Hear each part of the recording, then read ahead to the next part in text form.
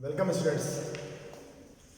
Management की Taylor और favour की जो शुरुआती समझ है उसको दिमाग में रखते हुए उसके बारे में जितने भी एस्पेक्ट्स की बातें हो सकती है उनके साथ हमको आगे बढ़ते हुए जो कंटेंट्स हम शुरुआती लेवल पे देखने हैं उसके बारे में आज की क्लास में हम चर्चा करेंगे।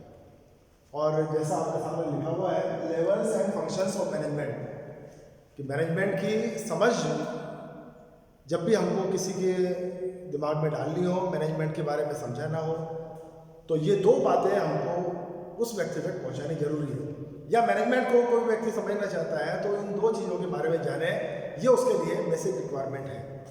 अब इसमें क्या होता है, इस लेवल की बात करेंगे तो बहुत सिंपल या ऑर्डिनरी चीज़ आपको लगेगी कि जिससे इसमें पहली बात कर ले, ये है टॉप लेवल मैनेजमेंट।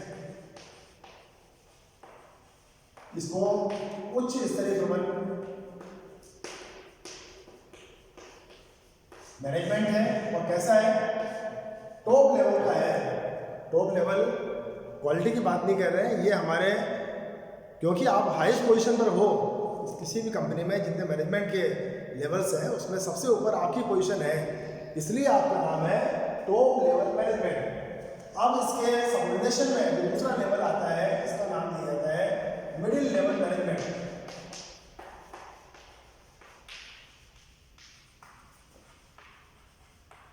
मध्य स्तरीय प्रबंधन। और मध्य स्तरीय प्रबंधन जब नाम आ रहा है तो एक बात ऑटोमेटिकली निकल कर आती है कि इसके नीचे भी कुछ है, मिडिल है, तो इसके निश्चित रूप से इसकी पोजीशन एक सेंट्रलाइज जो बात होती है उस लेवल पर आती है।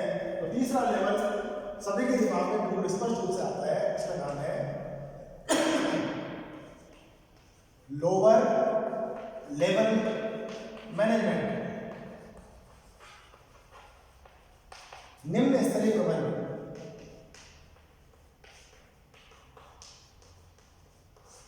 और निम्न स्तरीय का मतलब है मैनेजमेंट की हायरार्की में आप सबसे निचले पायदान पर हैं। आपकी जो पोजीशन है टोटल मैनेजमेंट में वो बॉटम लेवल की है मैनेजमेंट के रिप्रेजेंटेटिव, लेकिन आपके ऊपर दो लेवल्स और हैं। और इन लेवल्स के साथ किस तरह की बातें जुड़ी हुई है, इनको पहचाने कैसे, इसके बारे में हम आगे बढ़ते हैं। तो इसको टॉप लेवल मैनेजमेंट में इसको एक नाम और दिया जाता है, उसको कहते हैं हम एडमिनिस्ट्रेटिव मैनेजमेंट, प्रशासकीय प्रबंधन। तो एक बहुत बड़ी जानकारी इससे मिलती है। और क्या जानकारी मिलती है, प्रशासक, हाईएस्ट अथॉरिटी। तो किसी भी कंपनी में इसको पहचानने की बात आती है, कैसे पहचाने, चेयरमैन है, chief executive officer CEO, MD, ऐसी अगर आपको कहीं भी डेजिग्नेशन देखने को मिल जाए तो ये मानना कि ये टॉप लेवल मैनेजमेंट है, इनके पास कंपनी का एडमिनिस्ट्रेशन है, कंपनी का लगभग या पूरा कंट्रोल इनके पास है। ये हमारा इस नाम के साथ रिप्रेजेंटेशन होता है। मिडिल लेवल की बात करेंगे तो एक पैरेलल नाम उसको दिया जाता है, वो है फंक्शनल मैनेजमेंट। और फंक्शनल मैनेजमेंट का नाम होता है क्रियात्मक प्रबंधन। और मिडिल लेवल है, क्रियात्मक है, तो एक बिल्कुल मोटी बात दिमाग में आनी है, और वो है this level of management is responsible for one specific function. बहुत सारी स्पेसिफाइड एक्टिविटीज होती हैं, जैसे प्रोडक्शन है, फाइनेंस है, मार्केटिंग है, एचआर है।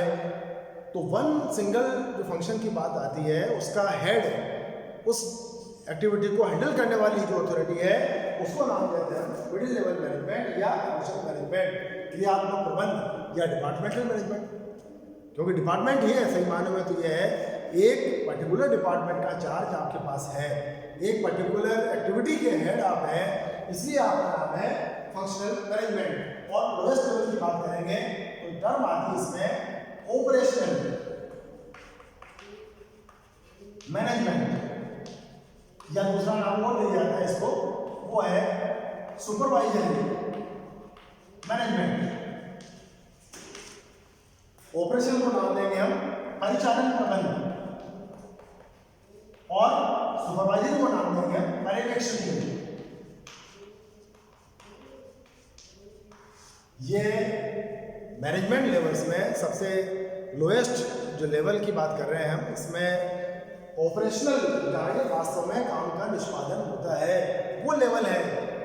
सुपरवाइजर्स हैं, जो वर्किंग ग्रुप्स हैं, वास्तव में काम करने वाले व्यक्ति हैं, उनके ऊपर सुपरवाइज करने वाले, कंट्रोल करने वाले जो लेवल है उनको नाम दिया जाता है लोअर लेवल मैनेजमेंट। तो ये तीन तो हैं लेवल। इन लेवल्स की बात आप समझ जाएंगे। ये हाईएस्ट लेवल है, टॉप मोस्ट लेवल है, इसके ऊपर कोई मैनेजमेंट नहीं है। अथॉरिटीज तो है, गवर्नमेंट है, जुडिशरी सिस्टम है, ये इसके कंट्रोलिंग का काम तो करेंगे, लेकिन कंपनी का कोई भी लेवल इससे ऊपर नहीं है। मिडिल है तो इसके ऊपर भी कुछ है, इसके सबऑर्डिनेट में भी कुछ है, ये इंडिकेशन मिलता है। लेकिन लोएस्ट लेवल मैनेजमेंट के नीचे कोई मैनेजमेंट नहीं है। इसके अंडर में है कौन है? वर्किंग ग्रुप्स, काम करने वाले व्यक्ति, कार्यकारी समूह, ये इसके अंडर में है। लेकिन मैनेजमेंट यहाँ पर आकर खत्म हो जाता है। अब लेवल्स की बात जब क्लियर हो जाती है तो हर लेवल पर जो काम होते हैं उसके बारे में भी हमारे एक उत्सुकता उभरती दिमाग में कि क्या फंक्शन होते होंगे। तो जो पिछले लेक्चर में बात की थी हमने 5 universal functions, planning, organising, coordinating, directing और कंट्रोलिंग। अब इसको कहाँ पर कैसे एग्जीक्यूट किया जाता है, अब फंक्शंस के साथ हम एक एक करके डिस्कस कर लेंगे। तो टॉप लेवल मैनेजमेंट है, तो इसके जिम्मे सबसे बड़ा काम क्या आता है, ये है ऑब्जेक्टिव सेटिंग,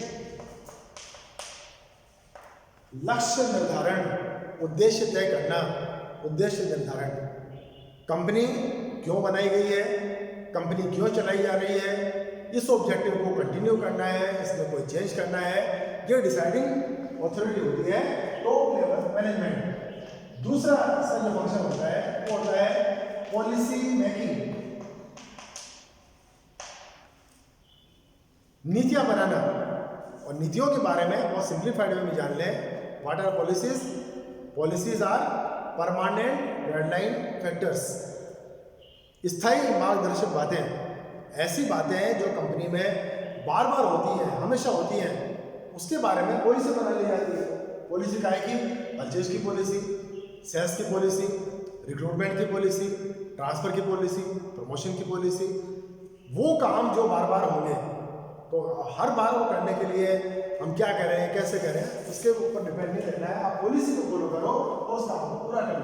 और तीसरा जो फंक्शन आता है वो है स्ट्रेटेजी फॉर्मुलेशन। स्ट्रेटेजी बोलते हैं व्यू रचना। और व्यू रचना कहाँ बनाई जाती है? ये युद्ध क्षेत्र में, रण क्षेत्र में, कंपटीशन में, या हमारे सामने कोई भी चैलेंज है उसको ध्यान में रखते हुए जो भी हम प्लान ऑफ एक्शन बनाएं उसको नाम देते हैं स्ट्रेटेजी। तो ये तीन ऐसे फंक्शन हैं जो टॉप मैनेजमेंट पर एग्जीक्यूट किए जाते हैं। तो हमारे जो कल की फंक्शंस की बात थी या पिछले लेक्चर के फंक्शंस की बात थी, वो कहीं नहीं आया। ये planning, organising, coordinating, directing, controlling कहीं नहीं आया, और एक लेवल पूरा हो गया। इसको ये भी कह सकते हैं कि ये जो फंक्शंस हैं ये सेंट्रलाइज्ड नेचर के हैं, इनको डिसेंट्रलाइज या डेलीगेट नहीं कर सकते। टॉप लेवल मैनेजमेंट है वो इनके बारे में पावर रखता है, वही इसके बारे में डिसीजन लेता है। इसको निचले स्तर पर नहीं छोड़ा जा सकता। ये पूरी कंपनी का मैटर है, या कंपनी के ज़्यादातर डिपार्टमेंट्स, एम्प्लॉयज जिससे इफेक्टेड होते हैं उससे जुड़ा मैटर होता है। इसलिए टॉप मैनेजमेंट का विशेषाधिकार। अब मिडिल लेवल की बात करती है। मिडिल लेवल पर प्लानिंग, ये नियोजन। काय का नियोजन? जो ऑब्जेक्टिव्स हैं, जो पॉलिसीज हैं, जो स्ट्रेटेजीज हैं, इसको एक्चुअल में इम्प्लीमेंट कैसे करना है इसके बारे में प्लान ऑफ एक्शन।